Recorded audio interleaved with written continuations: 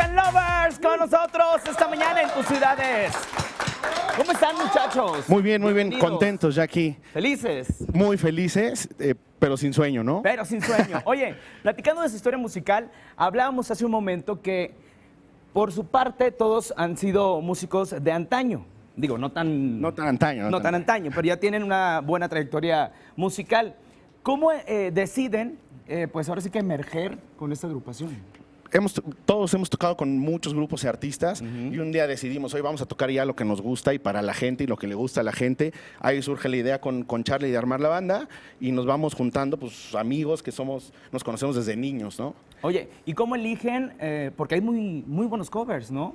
Sí, la realidad es que tratamos de hacer el soundtrack de la vida de nosotros y de lo que le gusta a la gente y lo llevamos a un tema súper de fiesta, súper bailable, súper pop para que donde toquemos en vivo pues sea fiesta total, ¿no? Pues ya queremos bailar, ¿no, muchachos? Vamos a bailar con Rock and Lovers, que los tenemos esta mañana en tus ciudades. ¡Aplauso!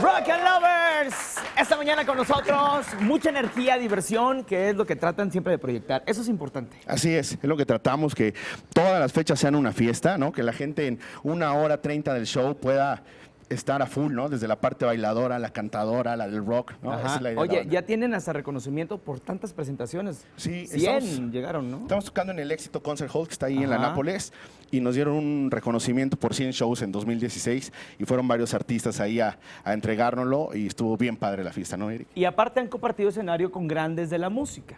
Sí, la verdad es que desde antes de integrarnos como banda, estuvimos tocando con varios artistas, varias personas del medio, y ahora mismo como banda también hemos tenido la oportunidad de alternar con algunas personas del medio, ahí mismo en el Éxito Concert Hall, que es un super foro, se los recomendamos mucho. Es una gran fiesta donde se adereza en parte con nosotros y en parte con otros artistas que van por allá. Así que Muchachos, sí. pues quédense con nosotros para seguir platicando de su trayectoria musical, invitarlos más adelante que los sigan a través de las redes y mucho más, ¿les parece? Cerrado, aquí Muy bien. estamos.